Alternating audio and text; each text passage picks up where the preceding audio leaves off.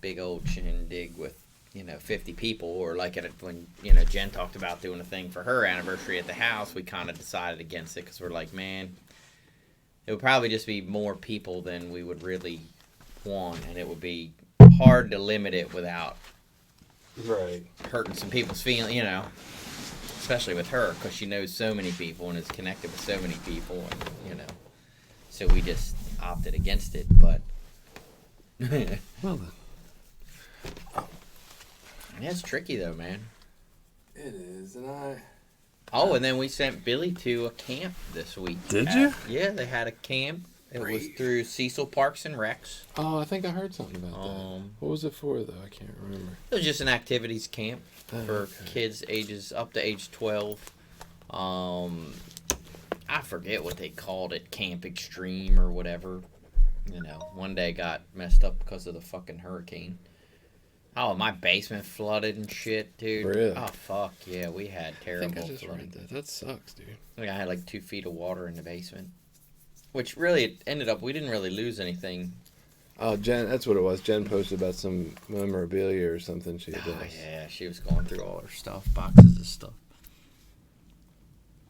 So you remember being at my house and the backyard and stuff? Yeah.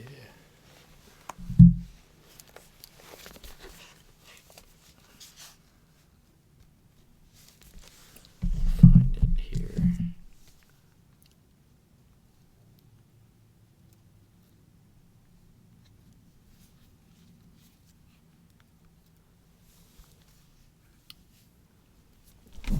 So this is my backyard. Holy shit. And watch when you see the picnic table. It's up to the benches on the picnic table. Wow, dude, so it's that's however so deep much that water. is. Fuck yeah. I mean, you'd never think my back... There's no creek or no stream or nothing around there. How does that even happen? It just... The fucking town sewers couldn't hold it. The water was so much everywhere. And it was quick, right? That's what I'm hearing. Oh, I thought people were saying it was minutes. I guess. I don't know. It rained hard for a long time, I gotcha. But that's fucking nuts, isn't it? To see that much water. It is, and you see like the graded fence, and you're just like, well, how's it not leaving? It should go somewhere. I don't know where, but somewhere. Oh, here, well, I'll show you the other side, the front yard. This is what it looked like out on the street. This is when I come pulling up. Sesame tells me there's water coming in the basement windows. And I'm like, in the basement windows? What do you mean? Wow. You could ride a boat. Yeah, it's fucking nuts. Just so much fucking water. And here, that's what I was worried was going to happen to us down there. Like strange. Yeah, oh yeah, that's the good. Look at that. Oh, God. How high up it is on the fucking house. Right before we left, it looked like the hurricane was going to hit us like the day after we got there. And I'm like, all right, great. We're going to be stranded on an island, sitting on our roof, waiting for somebody to come rescue us or something. And it basically all but missed us. We got like a little tiny storm out of it. And then it crushed here. And it was like, damn, how that changed.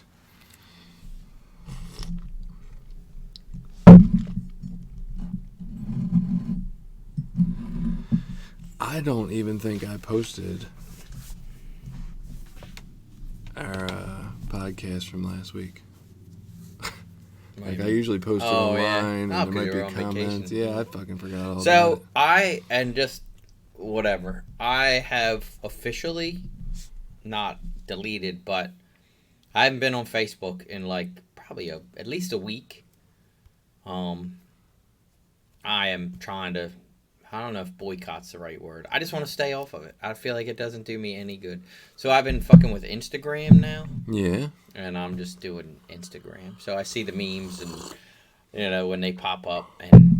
And I laughed because I've been joking with people and saying, in the beginning of, like, Facebook and shit, I'm like, I don't give a shit about fucking people picture of their food and their fucking pictures of their vacation. Like, that's so stupid. Now it's like, that's all I want to see is pictures of your fucking food and where you went for vacation. Like, I don't want all that other bullshit that comes along with Facebook and sharing fucking news articles from fictitious or totally ridiculous websites and, whose opinions what about Trump and about COVID and about fucking schools. And it just makes me angry. Like, it really just, like my brother posts shit about kids should just go back to school. It doesn't matter. Kids are fine. And I'm like, dude, there's so much wrong with that. Right. And I start, fucking wanting to respond. And then I'm like, count to 10, delete this, shut this the fuck off. And I don't even want to deal with it. And I'm like, I don't know, something that makes me hate my brother is really good.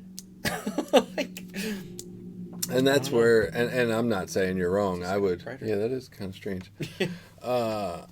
I'm not saying you're wrong at all. That might be the absolute best way to go. But the other side of that question is, if this is who my brother really is, don't I want to know? Like, do I want to have my opinion of him based on who I think he is without knowing him? And yes. The difference, I think, is I would have that conversation with him face to face, and I think it would go very differently than if we start fucking text beefing back and forth at each Right. other on, because anytime, at least with him specifically, and I've known him my whole life, anytime we start with that, it's too hard. You know what I mean? It's like I say something and then he responds in some weird ass indirect way, and if it was a conversation it just wouldn't be the same.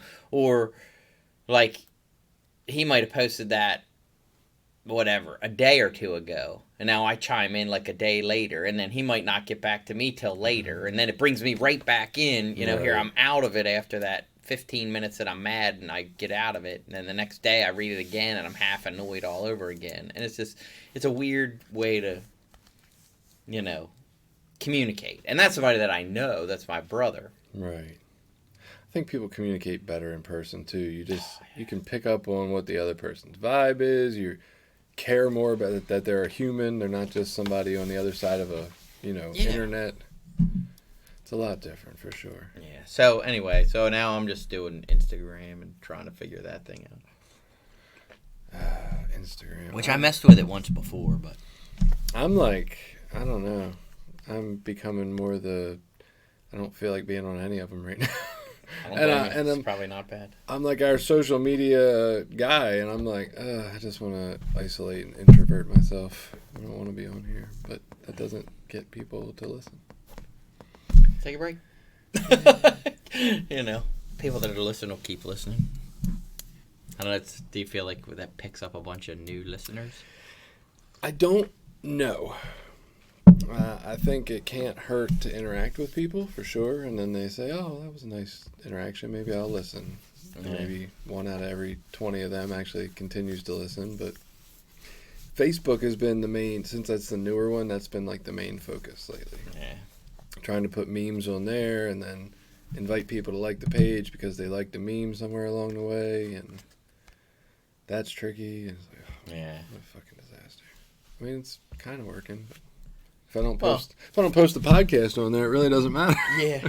I was gonna say, well, it's one thing if you enjoy it or it's something to do. It's another thing if you're fucking getting sick of it. I feel like the goddamn vacation just fucked me all up. Like now you don't want to get back into the routine. I don't. I really don't. I'm like, I don't want to do anything now. I just want to fucking do nothing for a week. I didn't have much service down there, which was kind of beautiful in a way, but I think it just gave me nothing to do, and so I was like doing it in my head all the time. Oof. Yeah, that can be a scary place. You been meditating much? No, of course fucking not. Meditation has been such a good I know. I need to surrender to life and just fucking meditate. And I have yet to be able to force myself. Yeah, we had 3 crazy things happen this week. Well, of course, the flooding. Then I get a call from my real estate, not even my real estate guy, a real estate agent that sold the house to us the other day. He says, yeah, so we got this tax notice, went to the previous owners for that parcel of property that's next, we own our house and then the lot next to it. It's all one. Right. And apparently when they did the title work at settlement, they didn't transfer over that deed for that other piece of property. So the taxes and all that are still in their name. So the taxes haven't been paid on that piece of property this year, and you got to get them paid right away because, if not, they can auction the property off. And then 2, you got to figure out what you got to do to get this all fucking fixed. And I was just like, I wanted to freak out and be like, well, who the fuck is responsible? You know, why are you telling me this? I paid all you fucking people and sat in a room for all you guys to figure all this out. Right. And now it's fucked up, and who screwed me up? You know? Well, there's no more commission to get, so now it's your problem. Yeah, right. And, I mean, it turns out it's probably not that big a deal. Of course, I didn't know this in the beginning, but the taxes, because it's just considered a vacant lot, there's no house on it or nothing, it's only $139, which I can just go pay that. And then the previous owners actually had already reached out to the county because it came in their name, and they said, hey, we don't owe this, we've moved, or we sold it. And they said, I guess the deed is right, you know what I mean, which is what I guess really matters. Like, right. the record shows that we own that property and that it's in our name, but there was basically some paperwork that should have got filled out, probably by our title person is who should have done that, and didn't just basically file papers to change the name on that parcel with the county. So legally we own it.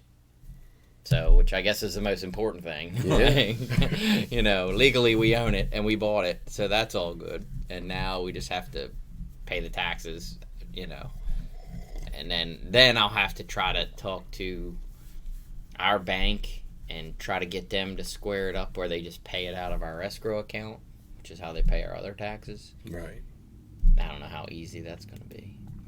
No idea. If not, I don't care if it's $140. I don't care. I'll pay that every year if I have to. I mean, if they start making it too much of a headache, I'll just be like, look, fuck you. Just let them send me the tax bill and I'll pay it. Right. Not doing 17,000 things of paperwork for some dumb bullshit. And then Sophie said she doesn't think she wants to go back to college. Really? I think she's just a 15-year-old kid and it's a lot of work. She's like, man, I want to be a 15-year-old kid. Mm. You know, which is kind of tough because I'm trying to not let her quit. You know? Yeah. That is tough. I wouldn't have wanted to do college at 15. No. Mm-mm. I don't want to do college now. But it's like she's doing all good, and she made the fucking president's list, you know, last year, and doing all great. And she's like, it's a lot. I don't think I want to do it. Fuck. Stick with it. Well, and it's, you know, she says, of course, she's like, look, with the regular school stuff that I do there and this, that's all my time. Like, it's a lot. Right. And I don't want to do it. I don't want to, you know. So I'm trying to get her to say, like, look, you know, going to college is not going to be easier later. Like, it's not like when you get 18 or 19 or 20 and you have a job and you're doing all that stuff, that's going to be easier to go back to school then. I feel like in her case, it would probably be easier to try to get some supports with a couple of the things she's doing at school for a semester or two. And, you know, that shit's not going anywhere. It's not like, because, like, she takes care of all the animals and she does all the hospitality stuff. And, you know, she does a lot of stuff around the school. And I'm like, well, let someone else do that shit. But the truth is she likes doing that stuff. That's why she does it. You know? So I'm like, well, just do it some and let them do it other. Miss this opportunity. My daughters, when we were just applying for the high school last year, before all COVID hit last fall, and they were supposed to start this year, they have programs where you can do, like, you can finish high school supposedly with your AA degree or close to it or something like that. Yeah, that's what Sophie's in. Yeah, and so part of me wanted them to. Like, part of the problem was they don't have it at Northeast. You have to go to one of the other two schools, which is a pain in the balls. But the other part of it is, like, I get nervous about that. I'm like, I don't really want to expose my kids to older people before they're ready for that. Like, that freaks me out a little bit, especially with my daughter, at least my one daughter, who's, like, very, how to say that, caught up in the attention of older guys to some extent. Yeah. And right now it's only a year or two older, but what would it take for it to be 4 years older? And that's just, they're doing stuff that's out of your league. Like, right. So I don't know. I mean, I think it's like everything else. There's some positives and negatives to all of it. Yeah. I was leaning on her a little bit, upset her. She started crying. I said, well, we're not going to make you do anything. I said, I don't, and I tell Jen this all the time, like, I feel like my parents just let me kind of do whatever, which was terrible. They should have fucking talked me into staying in college. I gotta quit college and I gotta go get a job and blah, blah, blah, blah, blah, and, I don't know. That was not a good decision. I don't know about that, though. Yeah. Like, I hear what you're saying, and there's places in my life where I look and I say my parents would have been better handling it like this. But with all the reading I've done about parenting and even my own experience, I see that, like, that way doesn't really work either. Yeah, and let me rephrase that by saying I don't know that they could have convinced me one way or the other once, because I didn't listen to my fucking parents from the time I was like 15. I didn't listen to them. I did what I wanted. But I regret not staying in college and finishing college, and I feel like if I had some encouragement in that area, I might have made different choices, and I don't blame, like I say, it's not, I don't blame my parents. I don't feel like it's their fault. It's my fault. I'm the one that dropped out. I'm the one that quit twice, went, and then I was like, I don't want to do this work. I'd much rather, but it was the same kind of thing. It's like, well, I got other stuff I'd rather do. I'd rather go work, and I'd rather all this other stuff. And again, not that I feel like I want to force Sophie to do it, but I also want her to understand, like, this is pretty important, and it's probably, like, now is an easier time in your life to get this done if it's something that you want to do, And I said, even, you're in school, your boyfriend's far away. We can support you. You have tons of support around you right now. You have me, your mom, Abby will drive you around where you need to go. You got support at your other school because they'll help her with her. It's not even like you guys would be in a different spot because you don't have the support at high school. Like, they would still have to go and do all their high school work. She kind of doesn't, you know what I mean? Because they have such an open curriculum. She can mostly spend her time at school doing her college work.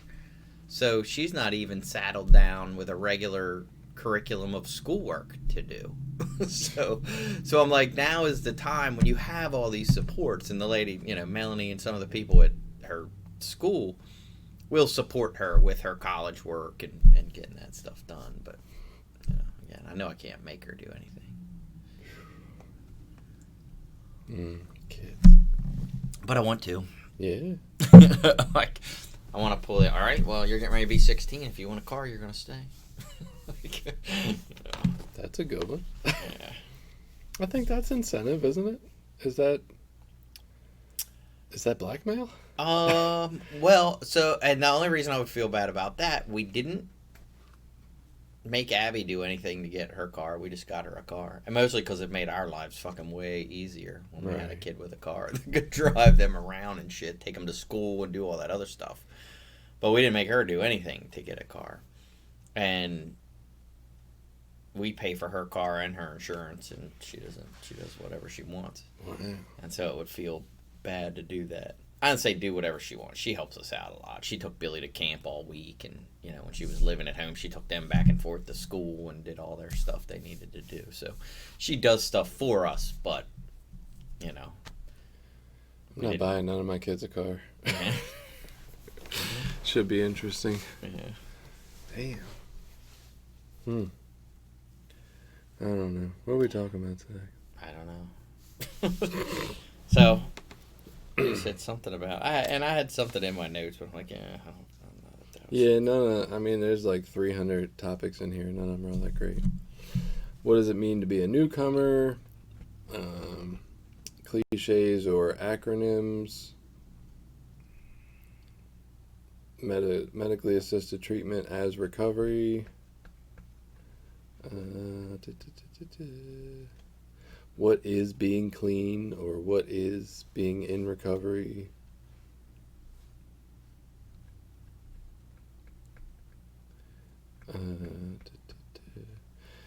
The truth.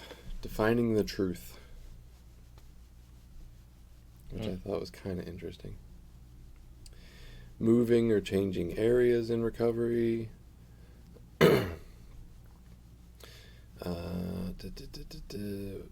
Any experience we've had with any in-person meetings.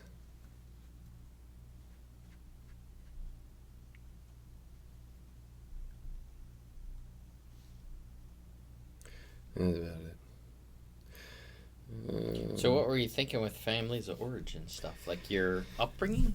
Or yeah, like just genetic? how that family of origin, childhood home, has such a huge impact on the course of our life and the ways we act within our life with other people, and how little we talk about it, even though it's such a huge deal. And what came up for me in vacation was seeing my mother and her boyfriend have some disagreements.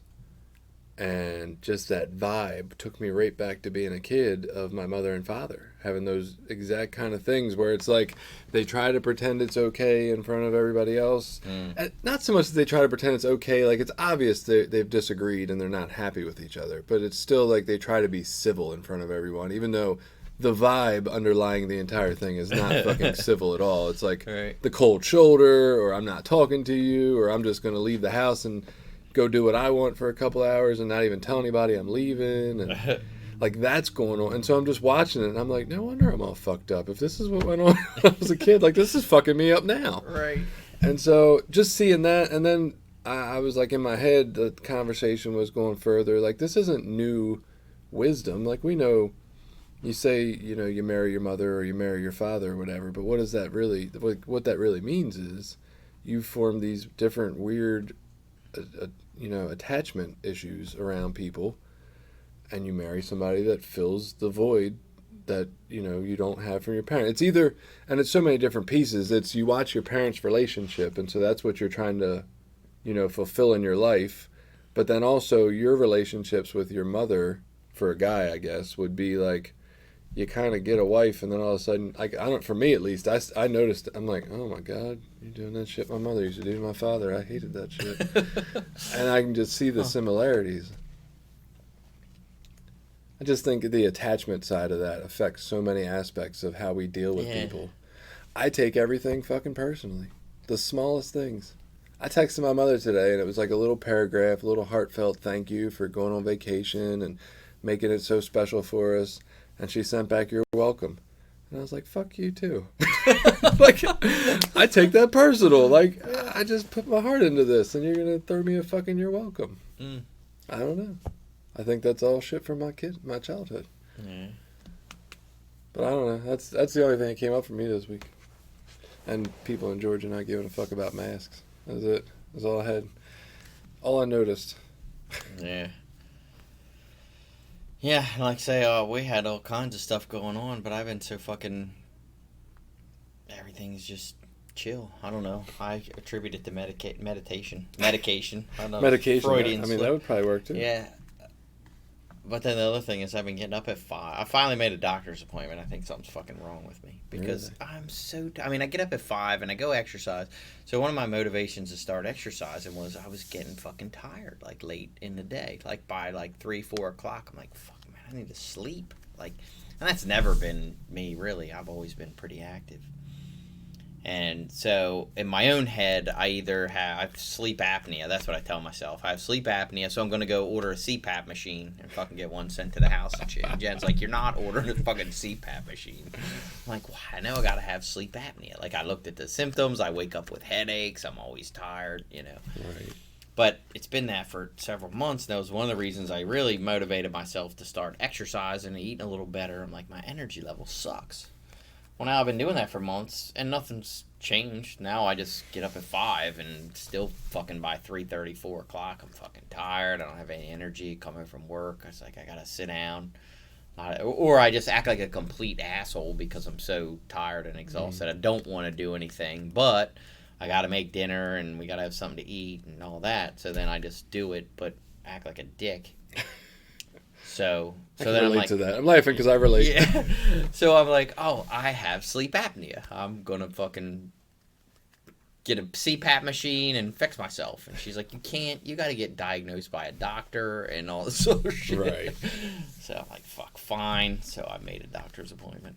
Cool. It's not till September. That's the first appointment they got, September 1st. Well, they had one a week before, but we'll be on vacation. So we'll be on vacation that week. So Where are you going? we're going to Ocean City, Maryland. Okay. I was just curious.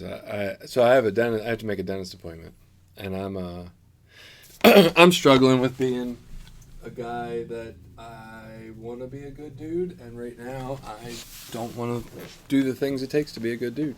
I'm supposed to quarantine for 2 weeks and get tested before I go out. I don't want to. I don't want to get tested. I think it sounds fucking terrible. I want to get tested just to do it. I don't like that. At this nose point, shit. I'm curious. I'm like, all right, I think I just want to do it. I had some throat issues like 10 years ago almost, and he had to stick a camera up that channel and look at it, and I fucking hate that feeling, dude. It really disturbs me, and so I don't want to go get tested. And I'm like, because of a disturbing feeling, I'm going to put other people at risk. And I'm going to make this dentist appointment, and if they can make it this week, I'm going to, and I'm going to go fucking tell them I haven't been out of state. Like, that's kind of shitty of me, and that's not who I think I am, and yet here I am. I'm about to live it. Are you having a toothache or anything? Yeah, I had an abscess like 2 weeks ago, and they gave me the medicine for it, and they got to like do a retreatment for a root canal, but the abscess is starting to come back. I can feel it. So it's like the sooner the better for me, but all right. I'm like, fuck, am I going to lie to them and tell them I haven't been out of state? I think I am, and that's kind of shitty. Yeah. But that's where I'm at. I'm like, what's the alternative? Go get tested? Oh, well, I don't know. We haven't decided. We're supposed to go up to Massachusetts in September. And we're like, fuck now. They got the thing where if you come in from out of state, you're supposed to quarantine for 14 days. Right. Or you can get a test 72 hours before. So... Which is useless. Right. It's all arbitrary shit. Right. But, so... I'm like, all right, so what I would think I want to do is try to get a test now to see kind of roughly how long it takes to get the results back and how that all works. And then basically, if we decide we're going to go, we'll all have to go get tested. You know, us and all the fucking kids and Jen and I, and get our results back so that we can go into Massachusetts with our fucking permission slip. Wow. Say that we're negative. Or you're supposed to quarantine for 2 weeks when you go there. And, of course, we'd have out-of-state tags, and I don't know how fucking Nazi-ish they're being with all this shit, you know? Are they pulling people over? Are they really New York checking? did. Yeah, that's what I mean. I don't know. They might. Or if we got to drive through these other states, like, I don't know what all the other states are doing, and what if we need to fucking stop at a rest area, you know? So I just thought, fuck it. You know, if we have the negative test results, at least we can say, look, we have our fucking... permission slip, you know, fucking green card, whatever you want to call it, you know. That's funny. The further south you go, the less they give a fuck. Yeah. It was like dead on spot. Georgia didn't care. South Carolina didn't really give a fuck either. North Carolina, you started to see some concern. We stopped to eat in Georgia on the way home, mostly masks in Georgia. I mean, in Virginia. Mm-hmm. And I'm like, it's weird. It's like you're stepping up the levels of who cares. Maryland, I should stop bitching about people who don't cover their nose. I'm like, Jesus, after this trip, right. fuck, at least you're doing something. I know. But I bitches the kids for that. The kids in Jen all do that shit. Go in the store and put their fucking mask like this. Yeah, no. I'm like, you know your mask is useless when you put it like that. Like, it's really not. I'm a full coverage mask kind of guy. Me too. At all Well, I mean, if times. you're going to fucking wear it, you might as well wear it, you know? Stupid. It's weird to wear it in a state where you feel like you're the oddball. Yeah. But we did. I'm like, fuck that. We're mask wearers. I don't give a shit what anybody down here does. We're mask wearers. Yeah.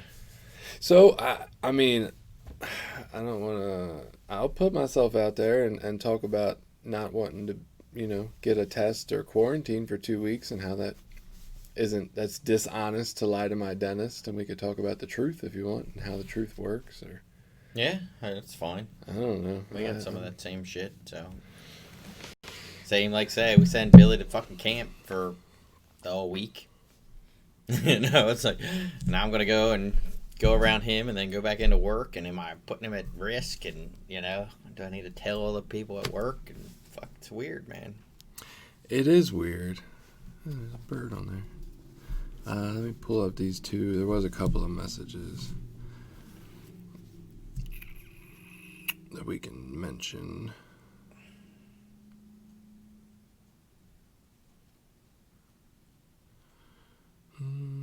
Jenny had something to say about step 8 somewhere. Okay, and then there was an Instagram message that said something. That's right there.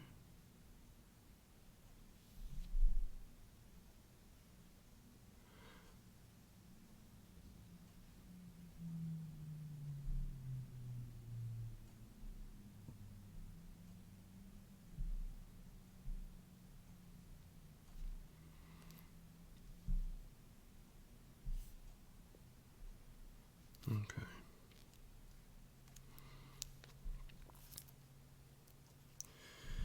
Guess I'm ready when you are. Okay. The truth. This should be interesting. Is it the truth or honesty? I feel like the truth was what I was originally thinking, but that's a little different. That's all based on perception.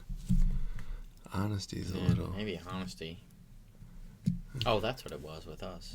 And I haven't done it yet, but I'm thinking the same thing of lying for Billy's age. Because he wants to go to the gym, but you can't go to Planet Fitness unless you're 13. And I'm like, he's big enough. I'll just go fucking lie about his age, and then he can go. That's it. All right, we're on it.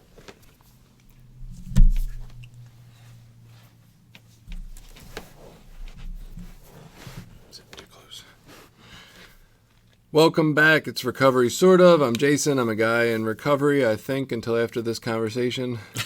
I'm Billy. I'm a person in long-term recovery. And sorry for being late this week. We've already had at least one person message us and say, where the hell's the podcast at? You guys are slacking. Yeah, well, I was on vacation and then came back very, very late last night. And so I would not have made it this morning, even if Billy wasn't out on a boat. So I won't blame him whatsoever. But we did. Man, vacation fucked me all up. We didn't even post the podcast last week to like any social media spots. So probably nobody heard it. But if you did, it was about step 8. And, you know, we got a little bit of feedback about that. Jenny was talking to us about it. And I don't know if you got a chance to hear it. So we got cut off at the end. And I had posed a question to you. Yeah, okay. So after I posed the question to you, it's just this segue music. And then it's like, hey, Billy didn't get to answer that. So now there's a cliffhanger. And we got to remember what the fuck the question was so you can answer it on step 9. Because I think it was about that. It's about sponsorship. Yeah. And I'm trying to remember how much input you had on whether people made amends or how they made amends or who they talked to, like how you felt about that. And so it was open for interpretation for others to answer. Do you remember? I vaguely remember the question, and now out of that conversation, it seems kind of like, I don't know. I got to think about it all over again. Well, we'll definitely figure it. You have a whole month almost. And so Jenny listened to that, and she loved the ending. And she said that, here's my fact check. She did think that what I described about Buddhism was pretty right on, that I can't change other people, I can only change me. But that doesn't give me an excuse not to say sorry. But apologizing seems to come naturally when I change myself. And so I think her version of that was saying that, like, it's not necessarily that we work ourselves up for the apology. We work ourselves up for the internal change. Kind of like we were talking about how step 8, seeing the evidence and effects of our actions on others helps us to go back and have more humility and surrender for the character defects to change, right? And so she's saying that through that process, we're just become genuinely sorry and want to apologize. It's not really something we have to work towards. Right. And so I thought that was kind of cool. And then Stephanie had mentioned to us that she felt like making the list helped see that her behaviors and actions toward others had real effects or even consequences. Even though she might not feel like she was bothering anyone, rarely is that the case of what's really going on. There's usually somebody being affected by what's happening, and it teaches her accountability.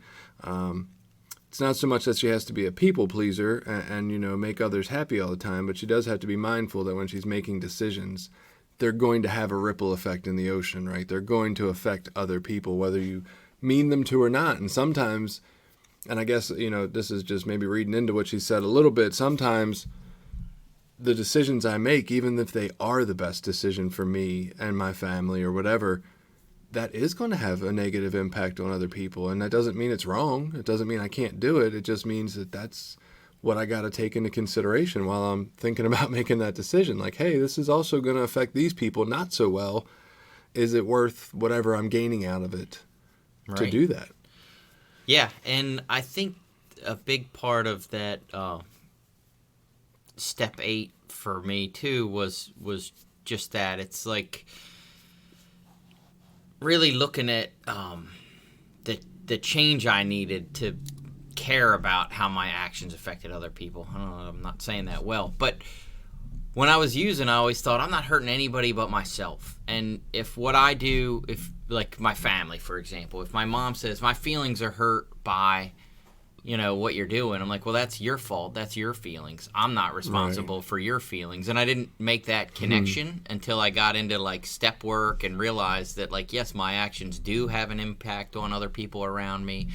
And when I got into recovery was the first time I really started taking responsibility for the way my actions affected other people. And that's such a fine line to walk because, there's a very thin, canyon in between those two mountains of like what I do affects people. And yet at the same time, your feelings are yours to deal with. And some things I do are going to hurt your feelings, even when they're the right thing for me to do. And, you need to deal with that. And so it's hard to walk that, the balancing act.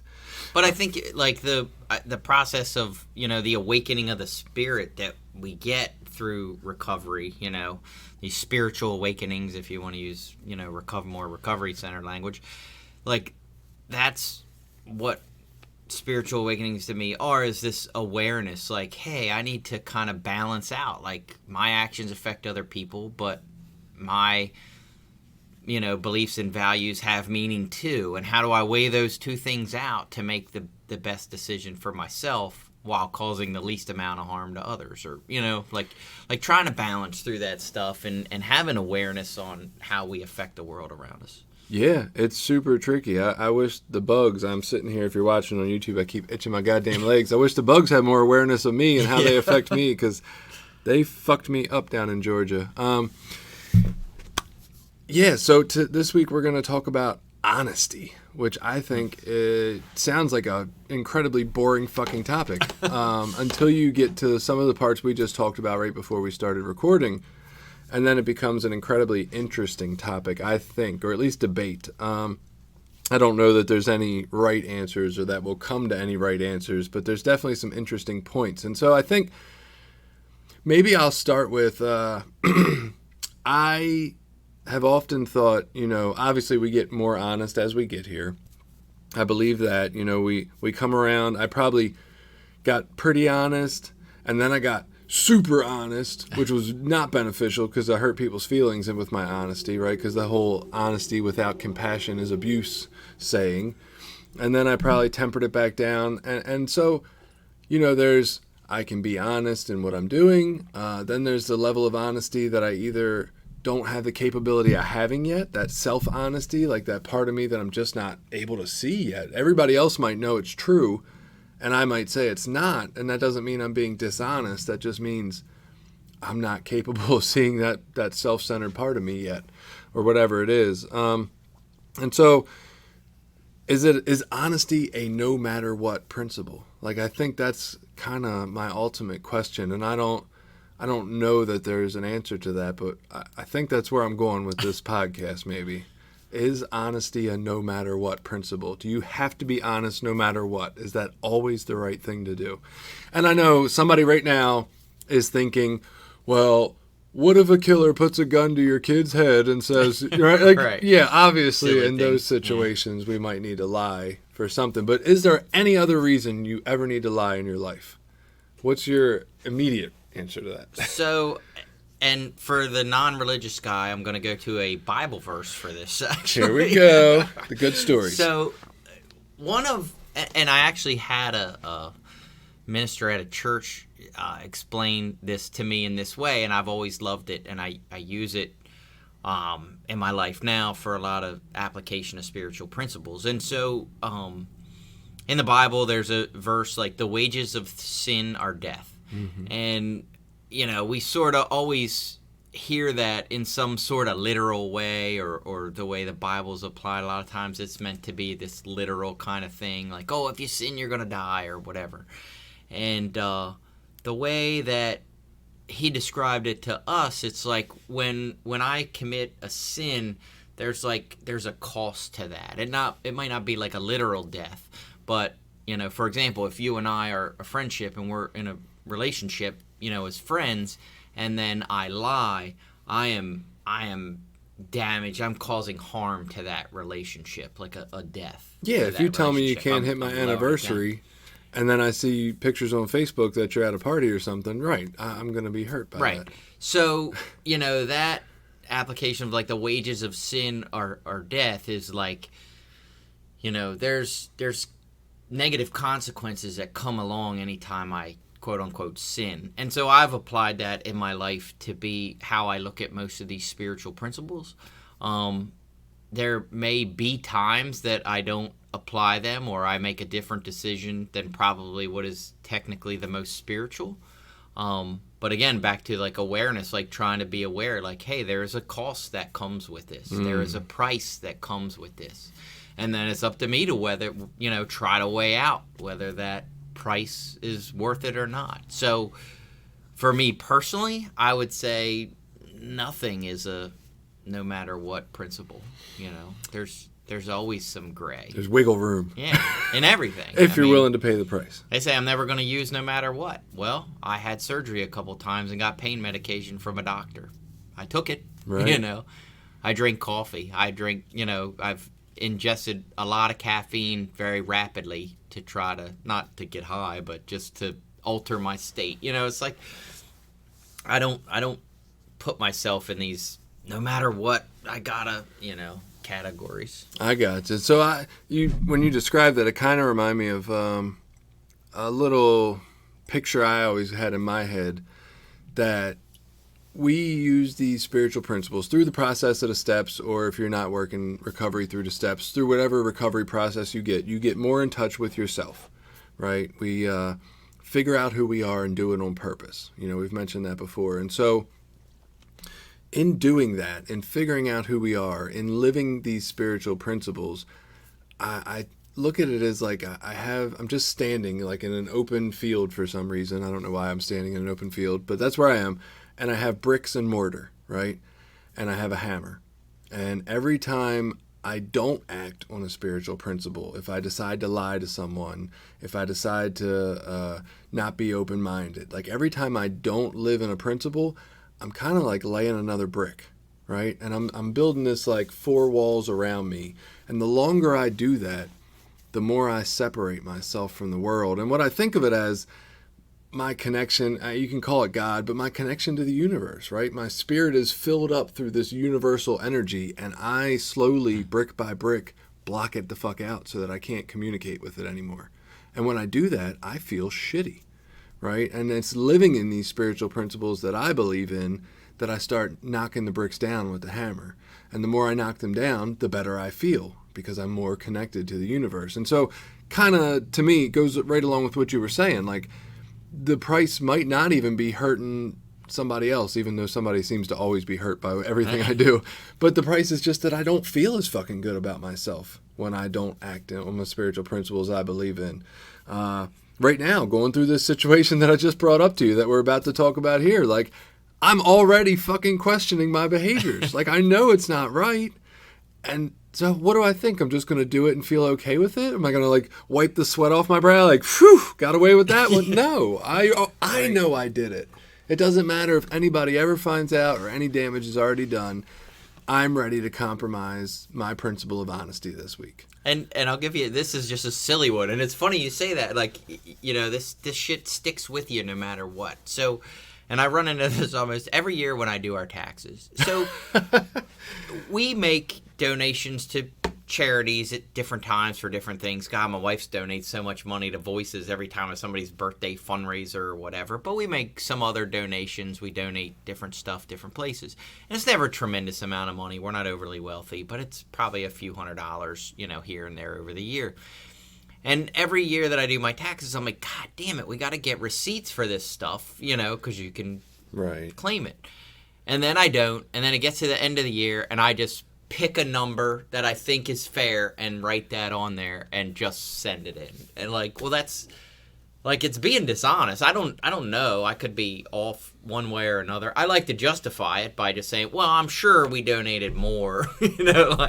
I'm sure it was more than that. So I'll just use, $400 or $500, whatever I think is a good number, But it's that's a dishonesty. And every year when it comes up, I'm like, am I going to do that this year? It's I feel that little bit of guilt. It's I know it's not the right thing to do. So I don't even try to guess how much we did. I just look at the max amount that the IRS doesn't question and put that every year.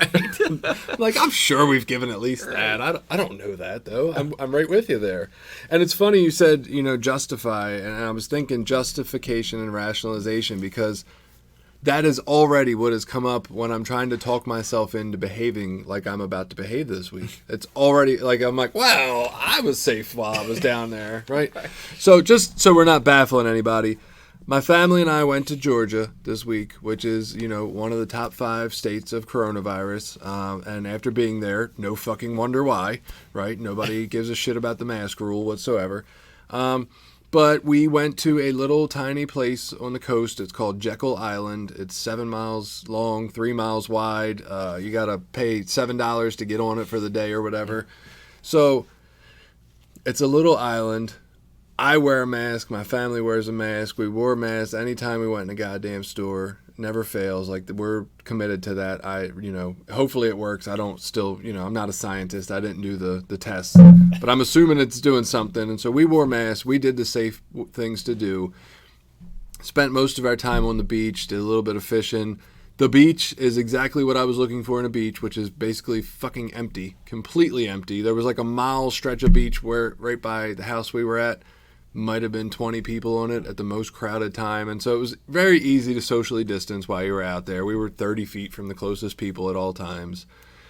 That's not the concern. The concern is the few times we had to run into the little market or the Highs or whatever it was. God, I just gave Highs a promotion. Whatever the fucking gas station was. And that didn't feel good to me. We were safe, but everybody else who was ignoring the rules on the door of wearing masks did not make me feel safe. And apparently no businesses are actually enforcing it down there. And so in Maryland, when you go to Georgia right now, they say when you come back, you need to quarantine and get tested. I don't want to get tested, right? I've had a procedure done where they had to stick a camera down through my nose cavity or whatever the fuck, and that feeling really, really disturbs me. And so I don't want them to put a fucking Q-tip up there. I'm against it. I'm against it for me. I'm against it for my 5 kids, one of which is a 1-year-old. I'm just not for us doing this. I think it sounds shitty.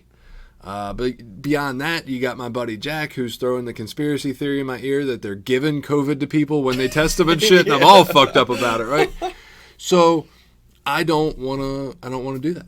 I don't want to follow the rules. I don't want to quarantine for 2 weeks and or till my test results come back. I have already been to a store, and I didn't warn them when I walked in the store. I wore my mask, but I didn't warn them and say, "Hey, I've been to Georgia for 2 weeks. I want you to know to keep back."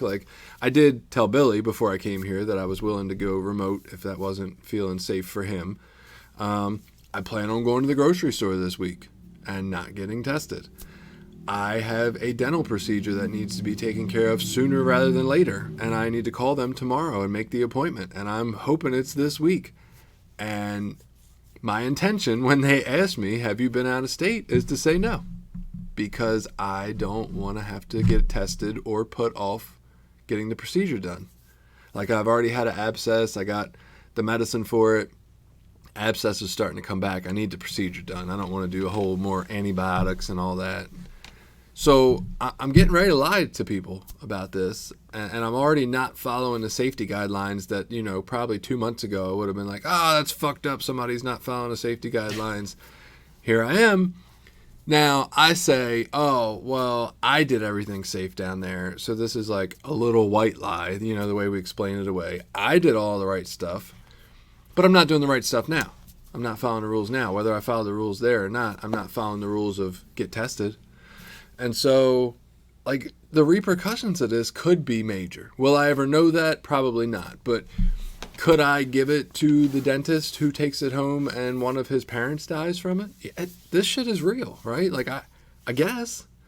I'm not thinking about that a whole lot. But, so, the point being, I already feel shitty about the fact that I need this dental work done, and I'm not going to get tested, and I'm going to tell them I haven't been out of state, and I'm basically putting people at risk, and that's kind of shitty.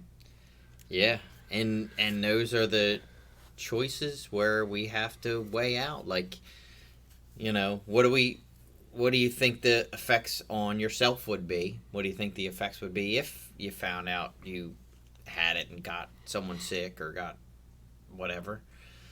Would you be okay with that? Like, would you be okay with making the same decision with the worst possible outcome? So knowing somebody dies? Probably not. Yeah. Well, I mean, maybe not even knowing they die, just knowing someone gets sick or whatever. And I'm sitting here thinking in my head, I'm just like, I would probably rather put off the procedure for a week and just say, at least I'll feel better knowing I haven't shown any symptoms for a week of being home. Then I'd rather do that than go get tested. Right. Like, and there's a weird. So I've had this discussion with some people at work about following some of these rules and doing some of this stuff, and what's hard for most of us is that we all have a different level, and this will tie back into the honesty and what we're okay with. We all have a different level of what we think is safe and what we think is okay, and then what we think is a little more risky. And like I use the example, I said, like, for us, I am fine going out to restaurants. Doesn't bother me, you know what I mean? I've done that a few times. They've all been, the restaurants themselves are practicing the social distancing. I haven't been in anywhere that's like overly crowded or where people aren't, wearing masks. Well, I guess you don't wear masks at your table, but right. But I've been to restaurants, a couple different ones. I'm fine with that. I've been out and about in public. I've been to gatherings at people's houses. Probably less than 20 people. I don't think I've been anywhere more than 20 people. We decided not to have something at our house because we were worried there'd be more people than we're comfortable.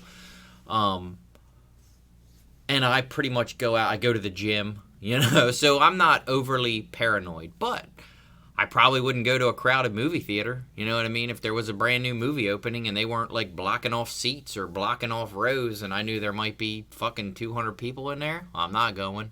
Right. I definitely wouldn't go to like a baseball game or something where there was 40,000 people, but like, fuck that, I'm out. I'm not doing that. Probably wouldn't go to a carnival or, the fair if they had the fair. But each of us has our own, what we're okay with in that scenario. There are some people that be like, yeah, fuck it. I mean, you saw the people went to the Trump rally with thousands of people there, and there are people that go to these, concerts and shit with thousands of people, and they're completely okay with that. They just had the bike rally thing, didn't they? Was that South Dakota? Sturgis or something? Oh, did they have it? I didn't hear about that one. I thought that was this weekend. But where this goes back to with the spiritual principles is the same thing. Like, each of us has our own level of what we're comfortable with, and what we're okay with in trying to live by these principles. When I was using, I didn't care. I didn't really have any principles. As I got into recovery, I slowly began to practice them on a very surfacey basis, most in the beginning, and now they've gained a much deeper meaning and a much deeper impact on my life. So I try to really apply them in all my affairs. Would I be okay with, in your situation, doing that and then going home and laying down at night and being okay with that person? Again, I think it would be important for me to say, well, if I really think of what's the worst thing that could happen and then play it out as that, am I okay with that? That would be something I would try to measure that against. Are you? If I were you? Yeah. No, I would. I mean, I don't want to make the decision for you, and I won't judge you either way. But I wouldn't do that. So I would either get a test or wait 2 weeks. And in the case of just having been through a really bad abscess tooth like a year ago, fuck that. I'll get them to stick the thing up my nose. But I haven't had that. Like, I don't have the hang up with it that you have. So it's easy for me to say that. It's incredibly interesting, too, because you're talking about comfort levels of people going out and how they feel. I will not eat in a restaurant, right? You said that, and I'm, like, shuddering over here. I'm like, nope, taking all my motherfucking food home. Like, I ain't eating near people at all, especially not indoors. Outdoors, yeah, maybe, if I'm far enough away. But indoors, not a fucking chance, right? You went to a gathering of, like you said, less than 20 people. I have not been near anyone except family members, and I will not. I'm just not there. I'm not going to any gatherings. I guess with a mask and distanced, maybe I'd stand this far away from you and talk with a mask on at a backyard picnic, but that would just be kind of fucking weird. Mm-hmm. I don't know. So I'm like, God, I feel like your behaviors are more, I don't want to say more risky, but you are more comfortable. Your comfort level with that is higher, right?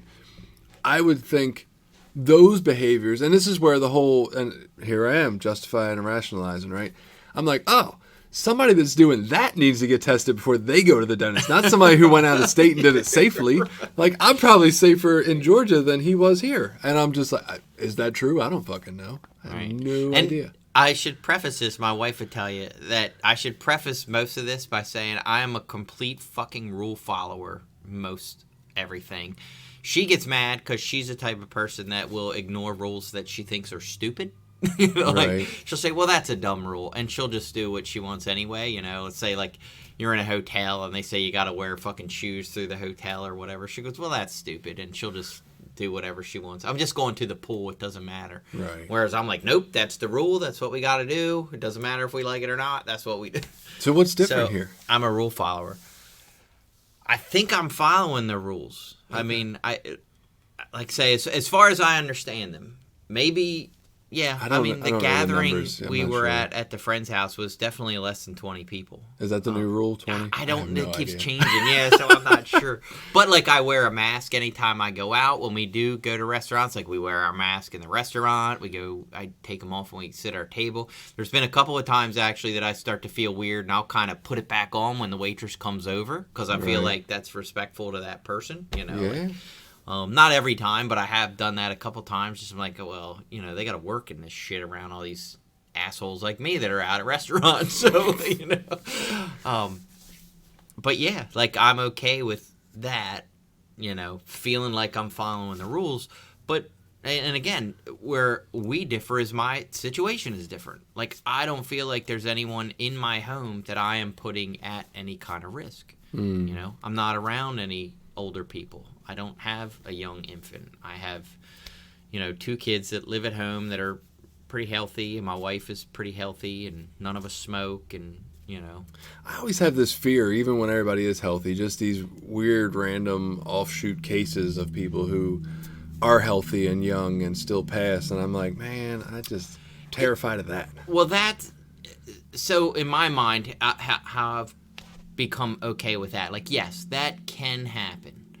But that's like saying when I drive out of here and get my car to go back home, I can get in a car accident. And the odds are low, you know, that even if I get COVID, that I'm going to get sick and get seriously ill or die. It can happen. It's definitely a possibility. I don't want to get it. I'm not out fucking licking COVID lollipops or nothing. You know, I want to stay away from it. So that's why I wear a mask, and I do try to do the social distancing and stuff. I go out to meetings, and I try not to really hug people, and I try to keep my distance when I'm at those things or around people I don't really know, especially. Right. But there's a risk to life in general, you know, whereas I'm always willing to take some kind of risk. Yeah, and I think you make a good point there that there is like we can take precautions for things, but in the end, like, there are some things that are never, you can't be totally safe anywhere ever, right? It's just not a thing unless you live in a bubble, and even then the bubble could run out of oxygen or something. Right. So let's take our break here and we'll do the voices ad. I know you had mentioned another situation upcoming where you were thinking about possibly some dishonesty. Yeah. And while right before I mentioned voices, their rubber ducky race is coming up. So Yes. if you want to grab a rubber ducky, it's $5. It's going to be online and we can watch it. And hopefully it's not a 2-hour rubber ducky race. They don't get stuck. But feel free to go on Facebook and find Voices of Hope or right on the internet, Voices of Hope. I don't know, Cecil County, I think is the Voices of Hope, Cecil MD. There you go. I always Google search shit and I'm like, Voices of Hope, Cecil County, and it comes up. So go ahead and get your rubber duckies for $5 and we'll all be watching that craziness when it happens, and then we'll be right back.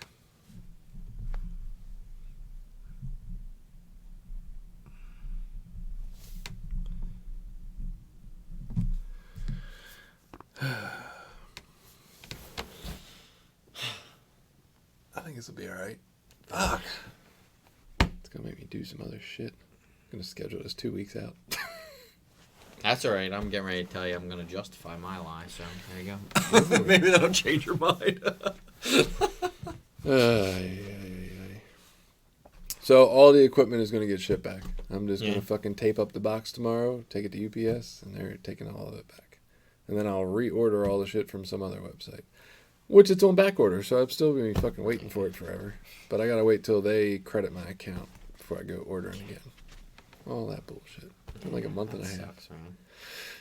Computer I bought is supposed to get shipped tomorrow. Not that that's very helpful without. Yeah. So, I mean, what did they just finally said they're not? They were going to Got offer me anything with the new $25. lines? And then when I did the math, they were already overcharging Yeah, so they're 16 saying for the bundle or Charge something them like more for the bundle. that. Yeah. Without the, I'm like, you fucking pieces of shit. So yeah, they didn't want to do nothing else. I'm like, I just want to be done with it. I'd rather give somebody else my money at this point. yeah, right. Fuck Yeah, yeah. that's terrible customer service. I agree. I agree. So there's that. I don't know. I'm like, by the time I get all this equipment straightened out, we'll be done podcasting. Have all this podcast equipment. Nothing to do with it. I'm out of the habit. I haven't recorded any for that other podcast I do. I don't know, a week and a half now. I think I did one right before I left for vacation. But the whole time I was gone, I was like, I'll do something down here. No, not a fucking chance. I didn't do nothing. Get the time off. Yeah, I did nothing. I don't know. You ready? Yep. And you're going to talk about the gym thing? Yeah. All right.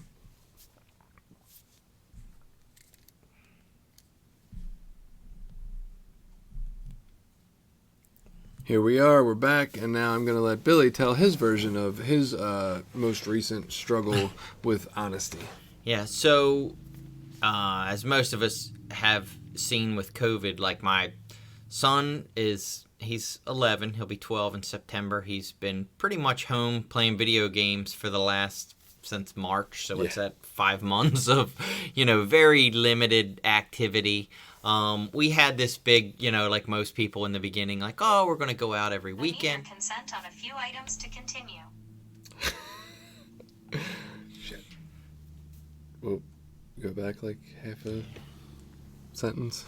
I'll just go back to the beginning. Okay. So, like most people at the beginning of COVID, my son has been home playing video games since March. We had big plans to start doing all these physical activities on the weekends or going out, hiking and biking and all this great stuff we were going to do to keep everyone active.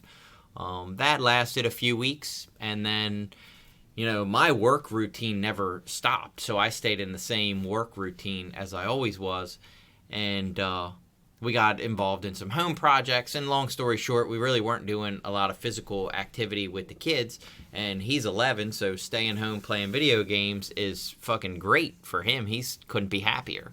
Now, fast forward, 5 months later, and that's really all, like, he has no motivation to do much of anything. He's got his friends online that he chats with, and he couldn't be happier of just playing video games, watching YouTube and Netflix and stuff all day, and just being a vegetable, at home all day. So he did express some interest in wanting to go to the gym. I get up and go to the gym every morning at like 5 o'clock. He had expressed some interest in wanting to go, but you have to be, I think it's 13 to get. We go to Planet Fitness, not to give a plug to them, but that's just where I go. Right. And you have to be 13. So he's a big kid for his age. You know, they would never know by looking at him. So I'm like, fuck it. I'm just going to lie. I'm just going to go in there, tell him he's 13. Are they going to ask for a birth certificate? Probably not. I could probably just sign him up, go in. It'll be fine. I'll get him a card. Nobody will ever know. And, you know, then we would start going. I would have to change my schedule, go in the evenings or whatever, but we could make it work. And that would be beneficial for him because he would be getting out and exercising, doing the things, you know, that he wants to do for himself. And I think it would be good for him as well. So, yeah, my goal, I guess, I think justifies the lie. So why do you think they have the rule of 13? Is My it for... opinion? Oh, it's probably like most of this, what age needs to wear a mask and all this other shit. It's just some arbitrary, they have to pick a number somewhere, so they just pick one. They probably pick, you know, what is the average age that most kids hit puberty where they can do muscle development and it won't impact their growth? You know what I mean? I'm Right. sure. I can't say I'm sure. That's my uneducated guess. I didn't know if it was more for liability or more for any actual, you know, scientific studies that show that it won't hurt you from this age on, or maybe just studies of like who can follow rules and pay attention. Like, Yeah. you know, I'm not sure. I think the Y, again, not a plug for the Y, but that was where we were at before all this stuff, and theirs is 14, and so. My story is that last year, before my daughters turned 14, we were members at the Y, and they showed interest in wanting to come in the gym, and I was like, "Fuck it, you're 14." Like, I don't have any qualms about that at all.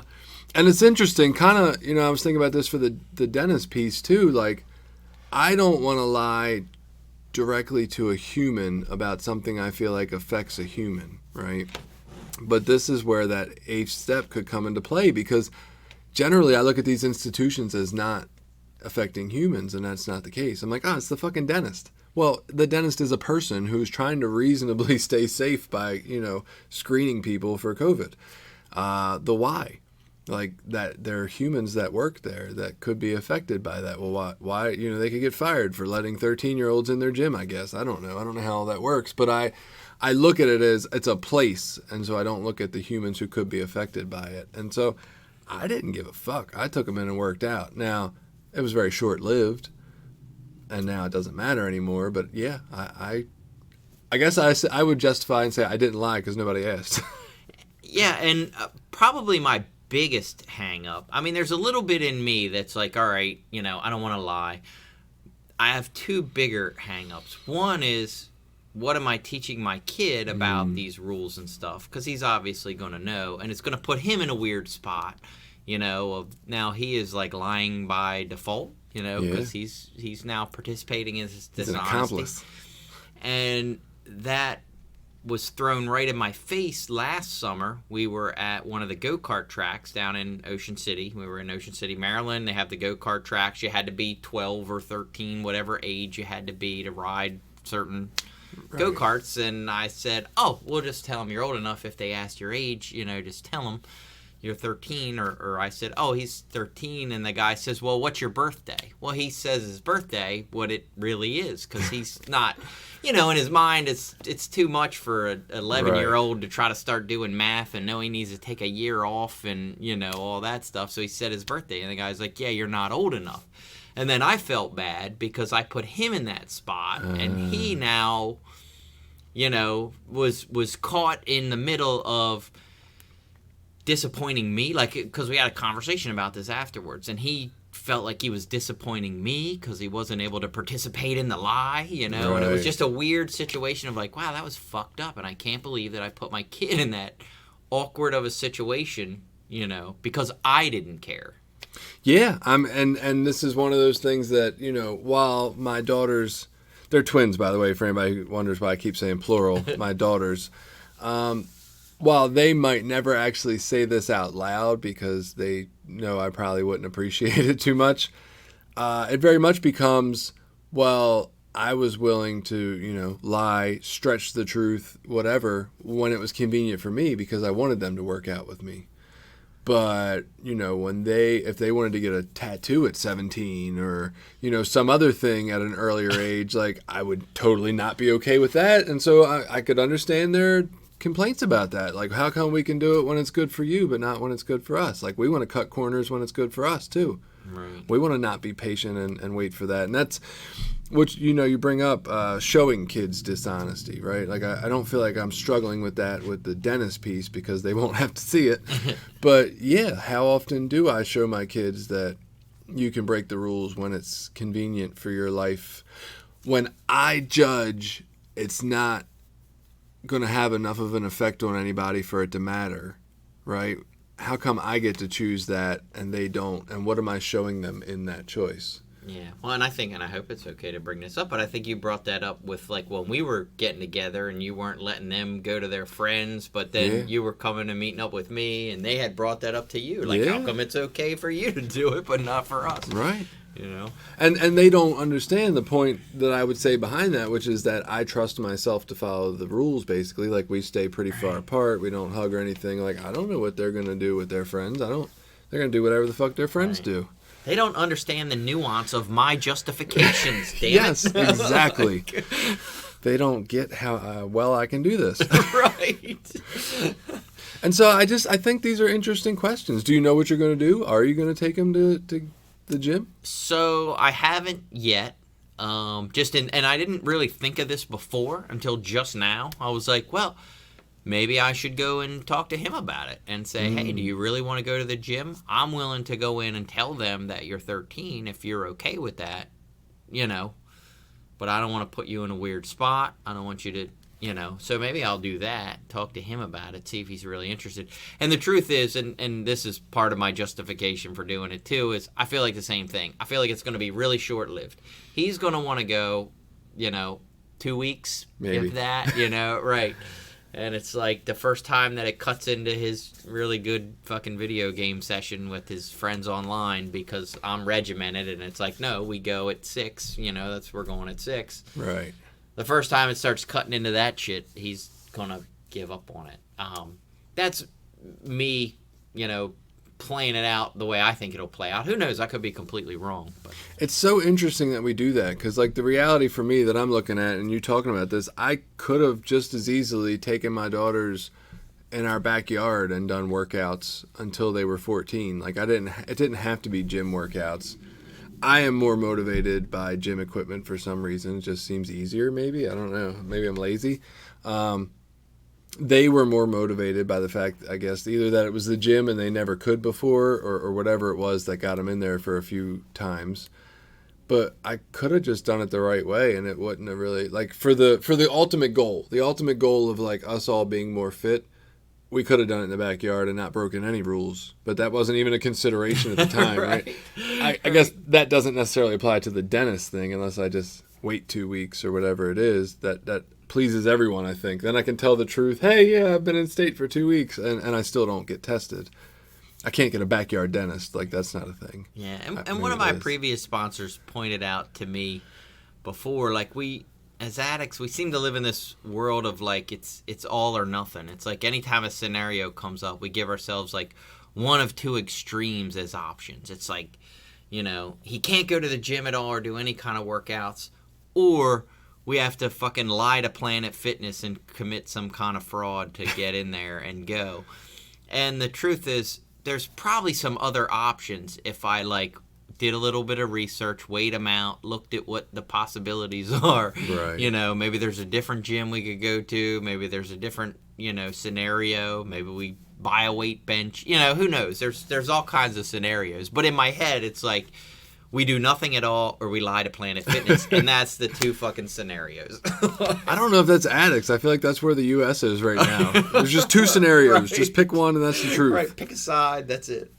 And so, the other part of honesty, at least another place that I would take it, after we talk about, what kind of message we're showing our kids with showing them dishonesty, is what about honesty with kids, right? And I get that there's plenty of proponents of be as honest as possible, whatever that means. But like, where is that line? Where do you not tell kids about adult matters, or fudge around the honesty of an adult matter because a kid's in your mind not ready to hear it, or not ready to hear it a certain way? And where that came up for me, in this last week's vacation, my mother and her boyfriend were there. And that was kind of like part of the point of our vacation, was to get to know him better. We don't know him quite as well as, other family members. He's newer. He's been around for a couple years. He's not like brand new, but he's newer to our family. And during the vacation, there was some times of like, I don't know, just for me, it was very much reminiscent of my childhood. My mother and father would, get in their arguments, and you'd see part of the argument in front of you, and then the rest of it might be behind closed doors where who knows what kind of nasty stuff was said or whatever. And then there's just a vibe afterwards. There's this mood that like sits over top the entire vacation where you feel like you can only do stuff with one parent or the other because they're not talking to each other or whatever. And it brought it all back for me to watch her and her boyfriend have an instance or two like that. And it wasn't anything major, but it was just one of those, like, I brought it up and pointed it out to my kids. I'm like, hey, do y'all feel any kind of weird vibe going on or whatever? A, I didn't want it to be something that wasn't talked about, but B, I also kind of wanted to show them my history and say, hey, we've probably had vacations like this 10 years ago where I was this person doing this with your mother, right? And I'm trying to like grow and through that. Not that I can't be that guy today. I'm trying to be different, but this is where I come from and this is what I learned. And I want you to see, why. This was my experience. And so maybe the 14s were probably fine with that understanding, right? But maybe I was too honest with my 11-year-old and my 5-year-old. Like maybe they don't need to have that pointed out to them. I don't know. Like, is there a thing with being honest? There's definitely some situations. I know you're ready to talk. I'm sorry. Yeah, like, I'm not going to talk about sex per se around the 5 and the 11-year-old. Not any explicit stories or anything. So there's definitely a line of where my honesty will stop, right? Yeah, me and mommy were wrestling under the covers, not right. Like, right. But where is that? And so we have always tried to be pretty honest with our kids. I need your consent on a few items to I don't continue. know why my phone keeps doing this. it needs your consent on a few items to continue. Google's trying to steal my life.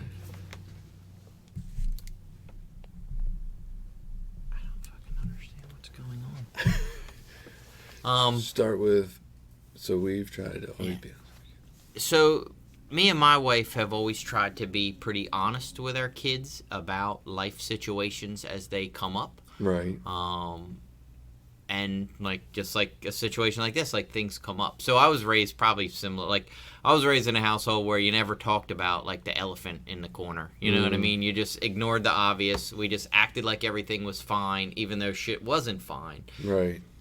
And so that's still my tendency now. Whereas my wife's the complete opposite. In a good way. She's more the, well, something's not right. Let's talk all about it. Let's get it all out there and throw it all out and whatever we're feeling and all that. And that's been very awkward, but it's been amazing with our kids because the idea now that they're older is that we do want them to be able to come to us and talk to us about things and tell us when things are difficult. I mean, we were talking before here, my 14-year-old, she'll be 15. She doesn't want to do college anymore. She's in a program where she goes to high school half day, college half a day, and she doesn't want to do it. And rather than just, sort of quasi doing it and not doing well or lying and saying, whatever, she brings it up to us and says, I don't want to do this anymore. And that's a difficult thing for her. We could tell when we were talking to her about it, there was a lot of worry about disappointing, especially me. And she had some apprehension about wanting to talk. Like I could tell when we were talking about it that she really, she didn't want to feel like she was letting me down. But at the same time, she wants to be a 15-year-old kid. She doesn't want all this pressure of all this college work. And so hopefully, at least I hope that our experience with talking about these things and being honest about how we're feeling and being open with our feelings created an environment where she could talk about that, where she could bring it up with us. So she's not forced to do things she doesn't want to do or be overly pressured to be someone she's not. And I think that's my goal as a parent too, is to be more in that place where my kids feel like they can talk to me about things. I don't think I did that well when my older ones were younger, right? It was like a concept I didn't really catch on to until maybe midway through their life. And so while I'm trying to adjust what they do or get from me, they got that programming from early on of something different. It's just so tricky to know. I guess one of the things that came up when you talked about the elephant in the corner and your family would ignore it, right? And I was picturing my inner child or whatever went right back there, and I'm like, how fucking wrong does it feel when the whole feeling of what we're doing feels all fucked up and you're acting like everything's normal? They don't go together, right? No wonder I'm fucked up. I can't match up fucked up feelings with what's going on in my brain, because my brain says, oh, well, everything's normal. Well, yeah, but everything feels fucked up, and those two don't even mash up. Like, that's such an uncomfortable place to be. Right. Well, and I just was thinking of this too. I think there's a difference now in our kids' generation than even in our time growing up as kids. Nowadays, my son is online video gaming, and I am sure he hears language, he hears subject material, Right. he hears, conversations.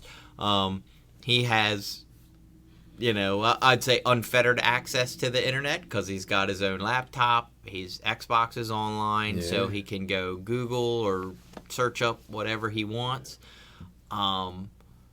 So I don't know that there is a too young for a lot of things these days. I mean, of course, you want to tailor the conversations to, again, would your 5-year-old understand, like, sex conversations? Probably not. That's probably not a time. But by 10, that's probably conversations, unfortunately, that you have to have, where at least in our generation, I think that could have waited a couple of years. Right. Whereas now, kids can really get tons of information. My buddy shared a funny story about, one of his daughters was like 8 and he caught her looking at some stuff online that was totally inappropriate for a kid, and they were able to talk about it, and now it's kind of become the joke of their family. Like every now and again he throws a funny thing out while she's on the internet, and he'll say, "You're not over there looking at porn, are you?" Right. But it's it's them being able to have that open, honest communication about it, instead of the old, you're not old enough, don't do this, turn that off. If I catch you doing that again, I'm going to take it away. Right.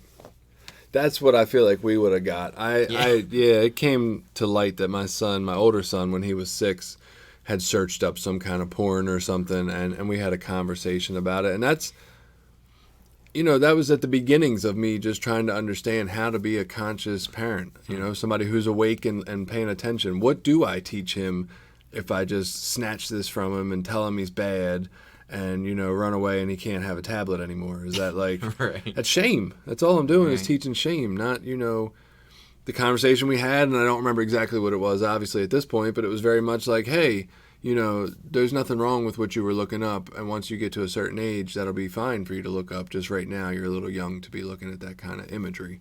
Like, it in itself is nothing wrong with. Right. And probably to think about, like, from his perspective, that was probably never a rule that you put on the 6-year-old, like, and no looking at porn. Right. Right. I never laid that out in my list of online safety.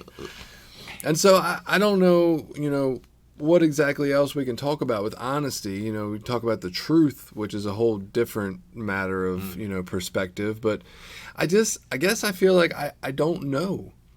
I'd like, before this week's vacation where I had to start considering that I'm not going to follow Maryland's rules, I would have said, yeah, I'm pretty much honest all the fucking time. Right? Like, that's what I do. But I wasn't considering my taxes when I would say that, right? I'm thinking, well, yeah, I'm honest with my wife, even when I don't want to be, right? Even when I want to buy something and tell her it was something else that I purchased. Like I'm honest about it, even when my brain says don't be. I'm honest with my kids to the best of my ability, even when I know I'm going to hear their shit about it later, right? So, yeah, I'm an honest guy, and now I'm looking at it and I'm like, am I? Am I an honest guy? I guess mostly, but... Well, and I think there's some, humility that comes with doing, like, a 10th step on a daily basis, where, like, I always did it in Narcotics Anonymous. They have that IP number 10, which is the daily inventory. I think it's number 10. It's the yellow one. It's the daily inventory that has all the questions in it. And, some of those questions in there are about, what I did wrong today. And it's like, if I ever get through days where I'm like, oh, I did nothing wrong today, I was perfect today, like, then I'm not probably in the best of spaces, right. Because even though I aspire to live by all these spiritual principles in every situation in my life, it's not fucking reality. You know what I mean? As much as I want to think that it is, if I really believe that, then I am out of touch. I've lost my self-honesty, my self-criticism. So, can you think of any other examples where you have not been honest in any recent venture in your life? I would have never thought of the gym without you bringing, your current gym situation up, but I was definitely not honest there. I'm sure there's more. I can't think about them. I know, like, I've lied on applications for, like, Little League, with the volunteer applications when it comes to filling out criminal histories and stuff. I've lied on that stuff. Just out of probably embarrassment more than anything else. It's like, I don't know if I want people to know this about me or my history. Right. There's been some of that on volunteer forms and applications. Is there a time where honesty isn't useful? I mean, okay, let me rephrase that, because there's obviously a lot of times honesty is not useful when you're trying to do some certain things or get some certain outcomes, right? Where it's not the best. Yeah, is there a time when honesty is not maybe not the right thing to do? Is that such a thing? Without going to somebody abducts your kids with a gun to their head scenario. So, and what I thought of this earlier, and I wasn't even sure I was going to bring it up, because I thought of it exactly on this scenario that you're talking about. So, as my mom was getting towards the end of her life, and she was dying, which would have been September, I think, 2 years ago. So, she had a lot of anxiety over death, over the fact that she was dying.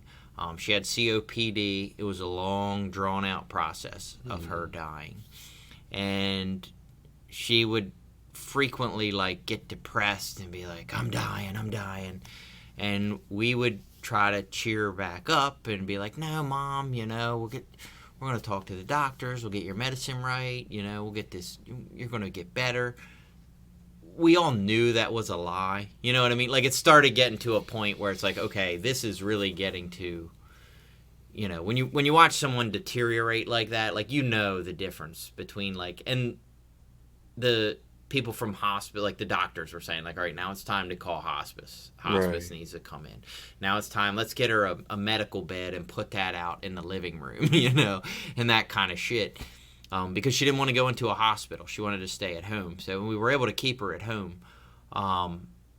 But she had a lot of anxiety over that she was dying. And we tried to just reassure her that she was going to be okay and that it was going to get better. And it was more of that, like, the ignoring the elephant in the room. But it still felt like the right thing to do, And I don't know if I would do that any differently. Really? Mm-hmm. That's super interesting to me. I can't imagine how that would feel. I don't know. I feel just as discombobulated by that description as I do of the kid description, with everything feeling fucked up and everybody acting like it's not. I feel just as screwed up by that. I would say the difference was, so, like, between the people that were really involved in her care, which would have been my dad, my sister, and me, like, we weren't ignoring things. Like, we would go out back, and sit on the porch and have a conversation about, okay, now's the time. Because my dad couldn't tell her that he was making her arrangements for her funeral. You know, like it wasn't like a thing where anyone would have been comfortable going in with her and saying, hey, what do you want at your funeral? You know what I mean? Like, she'd have fucking lost it. Tacos. Yeah, right. Like, how do you know? Whereas I like to think that's how I would want to be. Like, if I was dying, I would hope my family would come in and say, hey, what kind of, what would you like to do at your funeral? What, and I would hope that I would be comfortable enough with death that I would be able to talk about. But my mom totally wasn't. Right. And it was totally, like, just the whole idea of death. Like, she would start panic attacks, and it was bad. She had a lot of anxiety over it. So it just became a thing that we didn't really talk about with her. But, like, my sister and my dad and me, we would talk about it. We knew, we would try to get ready and talk to our kids about it, too. Like, we would talk to our kids, and they all knew when they were around her, just to try to act kind of normal and upbeat, and, like, things were okay. But it was fucking weird. It was definitely weird. Yeah, it feels like it would be weird. I don't know, though. I mean, I have my opinions about it, and then when you hit something so powerful as, like, asking somebody what they want at their funeral, I'm like, maybe my opinion's fucking stupid. That's a little tough. Yeah. That's really, really tough to ask somebody that. I'm not saying I'm going to be comfortable with death. Like, I'm definitely not there today. Yeah. And I hope I am, like you describe. I hope I'm ready to have that kind of conversation. But even further than that, I hope that if I'm not, I don't want people to sit there and tell me I'm going to get better if I'm not. Like, I think I need to face it. And I'm not saying that's what your mother needed whatsoever. But for me, I need to face that shit because it's coming, right? Like, not facing it ain't helping me is what I'm getting at. And I think for us, that was, like, that's the weighing it out was, is it really going to do her any benefit to say, look, you're fucking dying. You got maybe a month or two left, and you'll be lucky if you make it 3. Like, there just didn't seem to be much benefit in that. No, and I don't know for her if it would have been or not, but just in picturing myself in that scenario, I think yes. I think there would be benefit to telling me that. Yeah. Like, that's going to be, I need to face this shit. Right? Like, that's what I deal with in my life every day is I need to fucking face this shit. And a lot of days I don't choose to, right? But I think I'm going to need the help in facing that scary thing. I think it will provide benefit to me. Because then I can do something else with it. Once I'm faced with that, I got to do something else, I think. Right. Can I live in denial while people are telling me that? I don't know.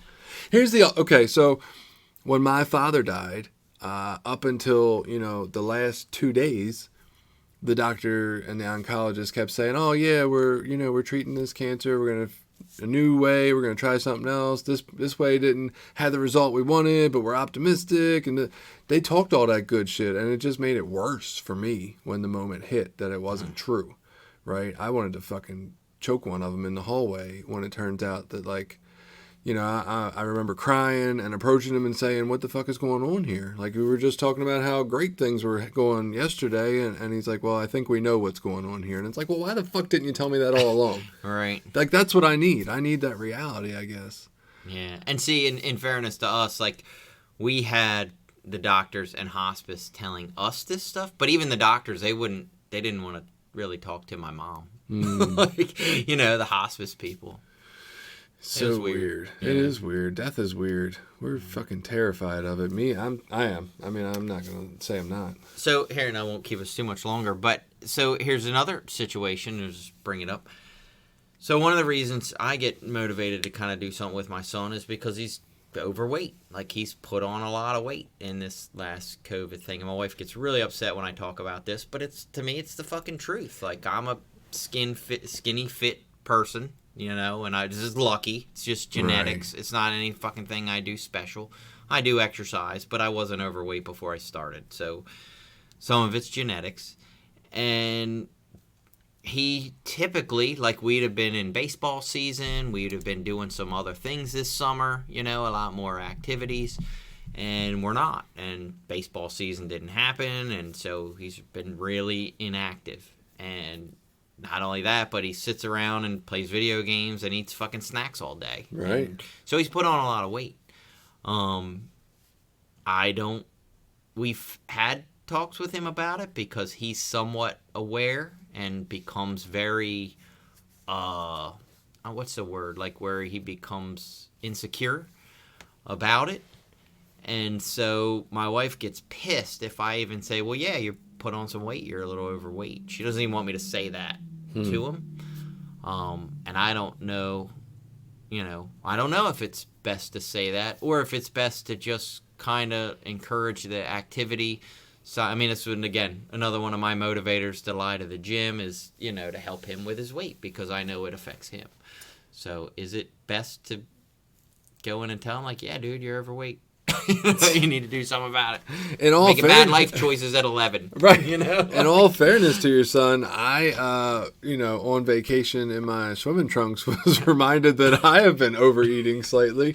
I'm not, skinny or anything, and I don't think I'm obese or anything either, but I definitely don't look like I'm in my best shape of my life right this moment. A few too many snacks at night, maybe eating, spoonfuls out of the tub of icing.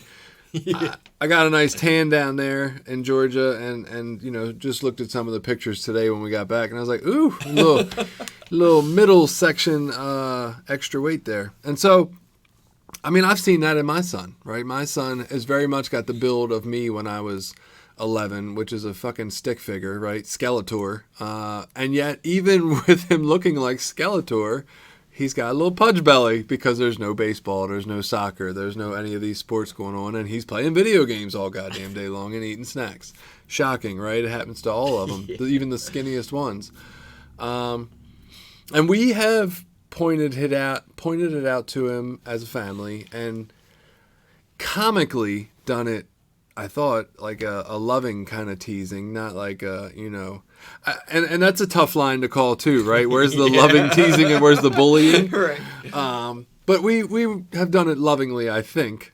But yeah, it's a real thing. So do you help by not being honest? Like if you see something like that? So we talk about in our program, and I don't hear it much anymore, I guess because people don't want to hear anybody's fucking opinion, but they used to say that we're each other's eyes and ears, right? And when we're caught up in denial or just not seeing that because we're wrapped up doing something else and distracted, it's the people close to us who can pull us up on that and say, hey, I know you're not seeing this, but this is what I'm seeing from my perspective. Maybe you might want to take a look at it. And that creates awareness for us to see it, right? And so if we don't point it out, I mean, how many people have you thought, man, they're on the road to relapse, and then they relapsed, and you never bothered saying it to them? I don't know if it would have helped if you would have, but it definitely didn't help when you didn't, right? Like, I don't know. Do we help people by telling them about themselves lovingly? Do we help people by being honest to the best understanding of honesty? And are we practicing honesty by omission, I guess? Is that a thing? Like, right. Am I really being honest if I omit to tell someone something, either when they ask or when it comes up or when there's an opportunity? I mean, I don't think we just go out and start telling everybody about themselves all the time. That's different. Definitely not. But there'll be, like with my son, there's been conversations or been opportunities, where we've had those conversations. And so what is what do we come up with here? I think we're phasing to the end of this conversation about honesty. What is like our golden rule of honesty, right? Like, what is the number one priority? Just do it when you can? Is it do it or don't do it, but there's consequences for not doing it? Or depending on your level of honesty will depend on your level of freedom? Like, is that I don't even think we addressed that a whole lot. Yeah, well, the older I get in life, the more I realize that, what is there in there a saying about the only exception to the rule is the rule or something like that? I don't know. Yeah, there's a saying about, exceptions and rules. Anyway, I can't think of it at the moment. But there isn't ever going to be, for me personally, a hard set rule on honesty, when it's good and when it's not. I'm going to try to be the most honest person that I can in all areas of my life, unless I think it's going to be harmful to other people. And then I have to look at the harm that I'm causing and weigh out whether, how does that balance out? Is the honesty worth the harm? Like sometimes it's going to be where that is going to harm that needs to happen. And then there's going to be times where I don't think it is. And I will err on the side of compassion. See, and I'm like, even if I went and got this COVID test, right? Even if I was choose to do that, I would be doing the right thing for the dentist. I'm still going to break the rule and go to the fucking grocery store because I need groceries, and I'm not going to ask anybody to go to the grocery store for me. I'm just not. Like, so even if I do the pickup? I guess I could, but I'm still not quarantined technically. I'm still True. encountering somebody. Yeah. Maybe less of it, but it's just like I feel like no matter what I do, I'm going to be breaking this Maryland guideline. You already did. Yeah, I'm fucking here. I went to the gas station before I came here too. Right. I done fucked it all up. Well, fuck it. I might as well just keep going. Right, since you already roll, broke it, yeah. you might as well fuck it now. Right, I can just feel bad Honesty about out this whole the window, situation right. after. Yeah, it's an all or nothing. Since it's already broke it, it's already broke. There you go. So, fuck the dentist, I guess. I don't know. I guess he'll get COVID if I got it. I don't know. Maybe the honesty is that I have to realize when I'm being dishonest. Like, just have to know. yeah. It's hard. It really is. There's so many situations in my life when I even just to consider this kind of stuff, and I'm like, fuck.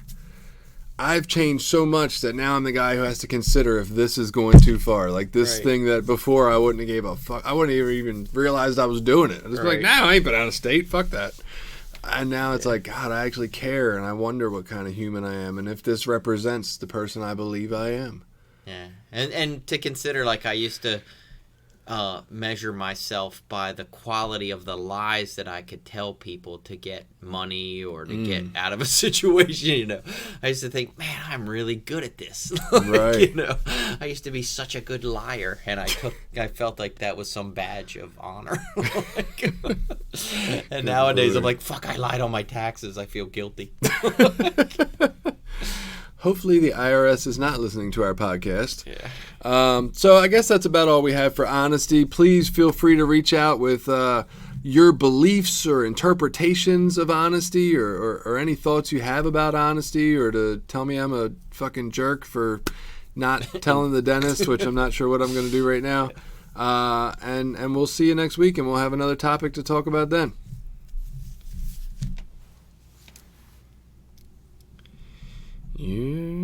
Yeah, my phone's done that a couple of times recently, and I'm like, what the fuck is on my phone that it's just listening to me all the time? That really kind of creeps me out. They just said there's a government spyware in a lot of phones. I'm like, what the fuck? No, you can't have my consent. Right, what the fuck? Fuck out of here. Is that one of those, like, what do they call that when you check off your rights when you sign those user agreements? Like, they just keep asking me, hoping one of these times I'll say yes or hit yes or whatever so they can take my shit. What are we going to talk about next week? What is next week? What the fuck's today? The 9th? 16th? I want to do another interview of a program. Yeah, But what program? we can find one. You know any fancy AA people around here that are fun to talk to? I was thinking of that too. I don't know any. We could get them on Google Meet if they're interesting enough. We can get some British people. I don't know how that'll go. British AA. Yeah, might be hard to understand them. What the fuck did he just say? Alright. Just call somebody a cunt. You can't say cunt.